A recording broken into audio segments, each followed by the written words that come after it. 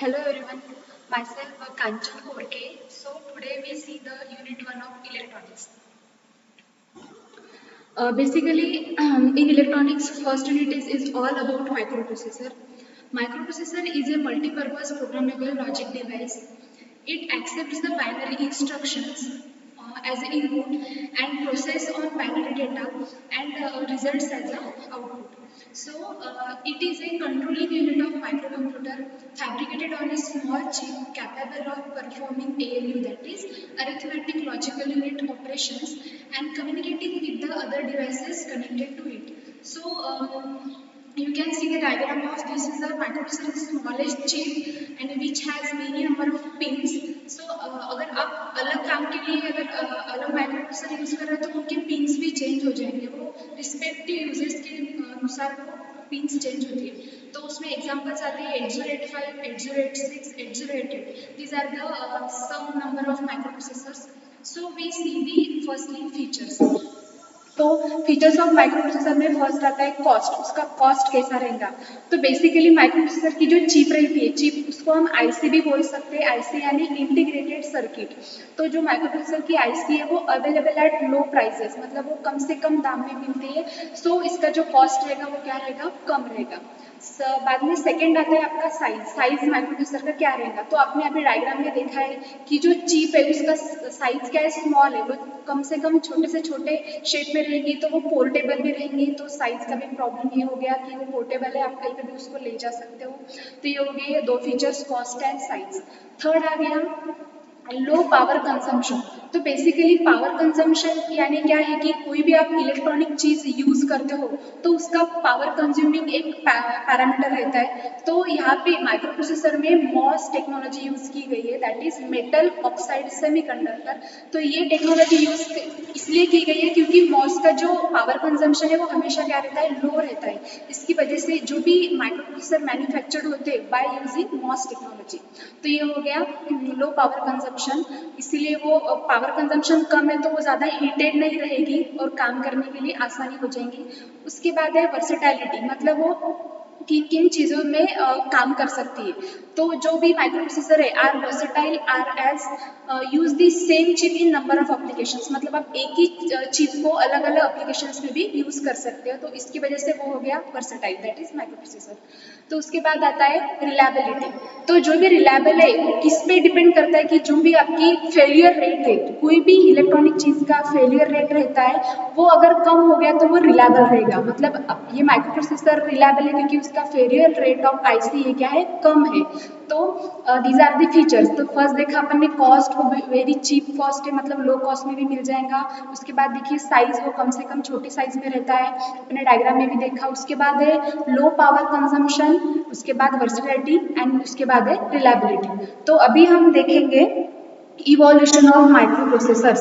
मतलब जितने भी माइक्रोप्रोसेसर्स बने हैं वो कब बने हैं, वो कितने बीट के हैं, उसका मेमोरी एड्रेसिंग कैपेसिटी क्या है, कितने पिंस का है, उसका क्लॉक फ्रीक्वेंसी क्या रहेगा और वो कब जनरेट हुआ है, कब तैयार हुआ है. तो सबसे पहले इवोल्यूशन ऑफ माइक्रोप्रोसेसर, मतलब अभी तक जितने भी माइक्रोप्रोसेसर्स बने हैं वो पूरे इवोल्यूशंस में आएंगे. तो सबसे पहले अपन देखेंगे 4004. ये है माइक्रोप्रोसेसर का नाम है, वो जो आईसी रहती है माइक्रोप्रोसेसर की. तो 4004 वाले आईसी के बारे में देखेंगे. तो फर्स्टली ये कब इन्वेंट हुआ है, that is year of invention, that is 1971. तो 4004 इज इन्वेंटेड इन 1971. उसका जो वर्ड लेंथ है वो है 4 बिट का. अभी वर्ड लेंथ यानी क्या होता है? कोई भी माइक्रोप्रोसेसर जब हम यूज करते हैं तो उसका एक बीट पैरामीटर रहता है, मतलब वो कितने बीट का है. अगर वो 4 बिट का है तो वो उतने ही लोकेशंस यूज करेगा. मतलब एक फॉर्मूला है 2 to the power n नाम का. अगर आप n में जो भी 0 से 9 तक की कोई भी वैल्यू 10, 11 डालेंगे तो उसके हिसाब से उसके लोकेशंस आएंगे. सपोज फॉर एग्जांपल आप लेंगे अगर 2 to the power 2 तो उसका आंसर क्या आएगा? 4. मतलब वो 0 to 3 तक के लोकेशंस के लिए काम करेगा. तो अभी यहाँ पे वर्ड लेंथ क्या है? 4. किसका? 4004 का. तो उसका 2 to the power 4 यानी कितना होगा? वो 16. तो उसके हिसाब से उसके लोकेशंस रहेंगे. अभी यहाँ पे मेमोरी एड्रेसिंग कैपेसिटी, अभी डेटा तो समझ में आ गया कि 4 बिट के हिसाब से ही लेना है, लेकिन वो एड्रेस कितने कैपेसिटी के लिए करता है, मतलब उसकी जो मेमोरी है वो एड्रेसिंग कैपेसिटी कितनी रहेगी, तो वो है 4004 की 1 KB, यानी 1 KB यानी 1024 बाइट्स। अभी ये जो है 0 to 1024 ये टोटल हो गया आपके 1 किलोबाइट, सॉरी 0 to 1023 तक के, तो ये हो गया आपके पूरे मेमोरी लोकेशंस, मतलब 0 से स्टार्ट हो गए 1023 तक के, क्योंकि टोटल जो है 1 KB यानी कितने होते हैं 1024 बाइट्स। तो ये हो गया मेमोरी एड्रेसिंग कैपेसिटी। उसके बाद आते हैं उसके पिंस, तो ये 16 पिन का आईसी है, तो अभी 16 पिन का है, मतलब उसके राइट साइड में रहेंगे 8 और लेफ्ट में रहेंगे 8, क्योंकि 8 और 8 कितने होते हैं 16, तो वो ड्यूअल इन पैकेज 16 पिन है, मतलब लेफ्ट और राइट में मिला के 16 पिन, जब भी अपन ने डायग्राम में देखा है कि उसके दोनों भी साइड्स में रहते हैं पिंस। तो उसके बाद एक क्लॉक, अभी ये क्लॉक जो रहती है वो कोई भी इलेक्ट्रॉनिक डिवाइस जो रहता है वो उनकी अलग अलग फ्रीक्वेंसी रहती है, वो अलग अलग फ्रीक्वेंसी पे ऑपरेट करते हैं। तो 4004 का जो क्लॉक फ्रीक्वेंसी है वो कितना है 750 किलो हर्ट्ज, यानी 750 इंटू किलो यानी 10⁻³ और उसके बाद हर्ट्ज, मतलब वो अगर इन जनरल हर्ट्ज में उसको काउंट किया जाएगा तो वो हो जाएगा 750 किलो हर्ट्ज, यानी 750 इंटू 10⁻³ हर्ट्ज। ये हो गया आपकी क्लॉक फ्रीक्वेंसी, मतलब ये क्लॉक फ्रीक्वेंसी पे ही माइक्रोप्रोसेसर 4004 वर्क करेगा। और इसका रिमार्क ये है कि ये this is the first microprocessor of this time, तो ये हो गया फर्स्ट इवोल्यूशन में का फर्स्ट माइक्रोप्रोसेसर, दैट इज 4004। अभी देखेंगे अपन सेकेंड है 8085, जो यूनिट 1 है इट्स ऑल अबाउट 8085। सो 8085 का जो इन्वेंशन है वो 1976 को हुआ है, और उसका जो वर्ड लेंथ है वो कितने बिट का है 8 बिट का है। पिछले वाला जो देखा 4004 वो कितने बिट का था 4 बिट का था, तो यहाँ पे थोड़ा सा इवोल्यूशन हुआ है, वो वर्ड लेंथ क्या हो गया बढ़ गया, यानी कि कितने बिट का हो गया 8 बिट का। उसके बाद है उसकी मेमोरी एड्रेसिंग कैपेसिटी, ये भी बढ़ गई है, पहले सिर्फ 1 KB थी, अब कितनी हो गई है 64 KB, तो उतने मेमोरी लोकेशंस के लिए अपन माइक्रोप्रोसेसर यूज कर सकते हैं। उसके बाद है पिंस है इसकी 40, तो ड्यूअल इन पैकेज 40 पिंस यानी 20 पिन राइट साइड पर रहेगी और 20 पिन लेफ्ट साइड पर रहेगी, तो ये हो गए पिंस। उसके बाद आते हैं क्लॉक, तो ये जो 8085 की क्लॉक फ्रीक्वेंसी है 3 to 6 मेगा हर्ट्ज, यानी 3 इंटू 10⁻6 हर्ट्ज, ये होगी आपकी टोटल क्लॉक फ्रीक्वेंसी। इसके बाद है 8085 है पॉपुलर 8 बिट माइक्रोप्रोसेसर, ये सबसे ज़्यादा पॉपुलर है माइक्रोप्रोसेसर्स में, और जो यूनिट 1 है वो इसके इर्द गिर्द ही चलेगा, दैट इज 8085। इसको हम डिटेल बाद में नेक्स्ट टॉपिक में देखेंगे। अभी नेक्स्ट वाला माइक्रोप्रोसेसर देखते हैं, दैट इज 8086। 8086 इन्वेंट हुआ है 1978 को, उसके बाद उसका वर्ड लेंथ है 16 बिट, अभी वर्ड लेंथ भी बढ़ गया 16 बिट का हो गया, तो अगर वर्ड लेंथ बढ़ गया मतलब इसके हिसाब से उसकी मेमोरी लोकेशंस भी क्या होंगे बढ़ी जाएंगे, तो मेमोरी कैपेसिटी क्या है उसकी 1 MB। उसके बाद पिन सेम है 8085 जैसे ही 40 pin dual in package, that is 20 left और 20 राइट। उसका जो क्लॉक फ्रीक्वेंसी है वो है 5 to 8 मेगाहर्ट्ज, मतलब 5 to 8 यानी 5, 6, 7, 8 इतने मेगाहर्ट्ज फ्रीक्वेंसी तक वो यूज किया जाएगा कौन 8086। उसका रिमार्क है कि it is widely used in PCs, 8086 widely use हो जाता है, तो ये हो गया थर्ड माइक्रोप्रोसेसर। उसके बाद देखेंगे फोर्थ वाला, दैट इज 80286। 8086 का ये वर्जन है, उसको 286 बोला है, तो इसमें थोड़ा सा मेमोरीज ऐड हो गई है, बाकी पूरा सेम है, उसमें क्लॉक फ्रीक्वेंसी भी थोड़ी चेंज हो गई है। तो उसका ईयर ऑफ इन्वेंशन है 1982, वर्ड लेंथ है 16 बिट एज ऑफ 8086। उसका मेमोरी एड्रेसिंग कैपेसिटी है 1 megabyte real and 4 GB virtual. तो इसमें एक नया देखने को मिलेगा कि 8086 की जो मेमोरी है उसमें दो प्रकार की है, एक होती है रियल और एक होती है वर्चुअल। तो उसमें मेमोरी लोकेशंस भी अलग रहेंगे, मतलब रियल के रहेंगे 1 MB और वर्चुअल के रहेंगे 4 GB।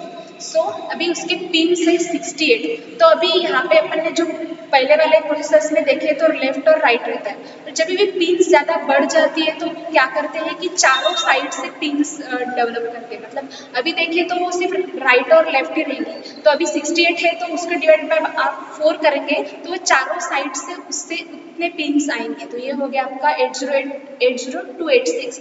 इसका क्लॉक फ्रीक्वेंसी है 6 to 12.5 मेगाहर्ट्ज तक के लिए ये ऑपरेट करता है। उसके बाद 80286 भी वाइडली यूज्ड इन पीसीज, ये हो गया 80286। इसके बाद देखेंगे 80386, ये इन्वेंट हुआ है 1985 को। इसका वर्ड लेंथ बढ़ गया है, 32 बिट हो गया है, मतलब इसमें लोकेशंस भी ज़्यादा बढ़ेंगे। तो यहाँ पे भी मेमोरी एड्रेसिंग कैपेसिटी इसकी क्या रहेगी, रियल मेमोरी के लिए रहेगा 1 GB और वर्चुअल के लिए रहेगा 64 TB। ये भी बहुत ज़्यादा बढ़ गई है, मतलब इसके लोकेशंस भी बढ़ गए। उसका पिन्स है 132, अभी 132 को डिवाइडेड बाय आप 4 करेंगे तो उसके हिसाब से वो चारों साइड में उतने पिन्स आपके आएंगे, ठीक है। और इसके बाद है क्लॉक, क्लॉक है अपनी 20 to 33 मेगाहर्ट्ज में ऑपरेट करता है, ये होगी उसकी क्लॉक फ्रीक्वेंसी। उसके बाद रिमार्क में it contents micro processor unit on chip, मतलब इसके चिप के ऊपर ही उसका कंट्रोलर रहेगा, किसके 80386 के। ये अलग है थोड़े अदर जो अपने पहले वाले माइक्रो प्रोसेसर देखे, उसके अलावा ये थोड़ा एक पॉइंट अलग है, तो ये ध्यान में रखना है अपने को। ये हो गया 80386। उसके बाद 80486, ये इन्वेंट हुआ है 1989 को। इसका वर्ड लेंथ भी 32 बिट है और मेमोरी एड्रेसिंग कैपेसिटी बढ़ गई है, तो रियल मेमोरी के लिए रहेगा 4 GB यानी 4 गीगाबाइट्स और वर्चुअल मेमोरी के लिए रहेगा 64 TB। और उसका पिन्स है 168, तो उसके हिसाब से डिवाइडेड बाय 4 करेंगे तो ये हो गया आपका पूरा आईसी और उसके पिन्स। और क्लॉक फ्रीक्वेंसी ये 25 to 100 मेगाहर्ट्ज तक ऑपरेट होता है 80486। और सेम इसमें भी contents MMU on chip, that जो भी माइक्रो प्रोसेसर का जो यूनिट रहेगा उसमें भी ऑन चिप है, मतलब अलग से एक्सटर्नली लगाने की ज़रूरत नहीं है। तो ये हो गया 80486। It is the one of the family of 8086। सो अभी देखेंगे लास्ट इज पेंटियम। ये जो है रिसेंटली यूज किया गया है, that is year of invention is 1993। इसका वर्ड लेंथ है 32 बिट का। अभी इसमें एड्रेसिंग कैपेसिटी में थोड़ा सा चेंज है, एक तो रियल में ये रहेगा 4 गीगाबाइट्स इसका रियल मेमोरी रहेगा लोकेशंस, और 32 बिट एड्रेस। इसमें अभी देखो एड्रेस और डेटा बस के लिए अलग से एड्रेसेस दिए गए हैं। जो पुराने वाले प्रोसेसर थे उसमें सिर्फ स्टार्टिंग में क्या था 4004 वगैरह में सिर्फ मेमोरी के लोकेशन मतलब 1 KB 10 KB ऐसे ही दिया था, लेकिन उसके बाद थोड़ा सा इम्प्रोवाइजेशन हुआ और वर्चुअल और रियल आ गया। अभी इसके बाद यहाँ पे रियल के लिए तो अलग से मेमोरी बनाई गई है ही, लेकिन एड्रेस और डेटा बसेस के लिए भी अलग से है। तो एड्रेस के लिए 32 बिट यूज करते हैं, 32 बिट का लोकेशन दिया गया है, और डेटा के लिए 64 बिट का। तो यहाँ पे ज़्यादा प्रोसेसिंग फास्ट हो जाएगी और काम भी अपना जल्दी हो जाएगा। यहाँ ये 237 पिन्स का बना है, मतलब पेंटियम की जो आईसी है, जो इंटीग्रेटेड सर्किट है, मतलब पेंटियम का जो माइक्रो प्रोसेसर है उसके पिन्स है 237। उसके बाद उसमें 60 to 200 मेगाहर्ट्ज तक के ये ऑपरेट करता है, ये होगी उसकी क्लॉक फ्रीक्वेंसी।